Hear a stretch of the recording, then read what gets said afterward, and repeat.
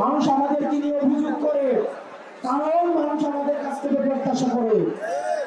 আপনাদের সামনে আপনাদের সন্তানদের রেখে যাচ্ছি, যে জায়গা থেকে হাসিনার পতনের জন্য এক দফা দেওয়া হয়েছিল, আগামী ৩ আগস্ট আমরা আবার শহীদ মিনারে একত্রিত হব।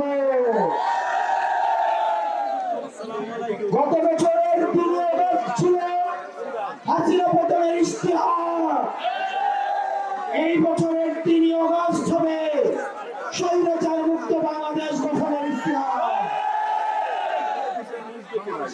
প্রিয় তরুণ প্রজন্ম, স্কুল কলেজের ড্রেস পরা আমার শিক্ষার্থীরা, পরবর্তী বাংলাদেশে আমাদের অনেক দায়িত্ব রয়েছে। আমাদের উপরে মানুষের ভরসা রয়েছে, আস্থা রয়েছে।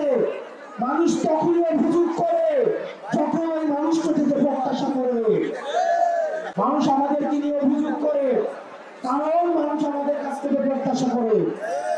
আমাদের এই প্রত্যাশা, এই এনসিপি থেকে মানুষের প্রত্যাশা দিন দিন এই প্রত্যাশার পারদ বাড়ছে। এই প্রত্যাশার পারদের সাথে সাথে আমাদের দায়িত্ব বাড়ছে। এখানে যতজন মানুষ এসছেন, আপনাদের বাংলাদেশের প্রতি দায়িত্বশীল হতে হবে। প্রিয় তরুণ প্রজন্ম,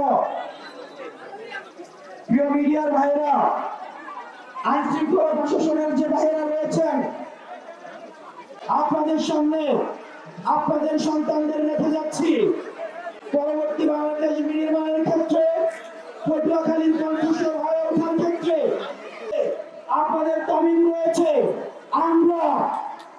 আমরা আপনাদের কাছে তাদেরকে আমানত হিসেবে তুলে দিয়ে গেলাম। তাদের হাতকে শক্তিশালী করার দায়িত্ব আপনাদের। তাদেরকে সমর্থন দিয়ে, পরামর্শ দিয়ে পটুয়াখালীর কণ্ঠস্বর হতে আপনারা তাদেরকে সমর্থন যোগাবেন। প্রিয় পটুয়াখালীবাসী, আপনাদের সাথে লড়াইয়ে দেখা হবে। আমাদের পরবর্তী যুদ্ধটা আরো বেশি কঠিন। আমরা বলতে চাই, বাধা দিলে বাদ পেয়ে এবং এই লড়াই আমাদের যুদ্ধ হবে।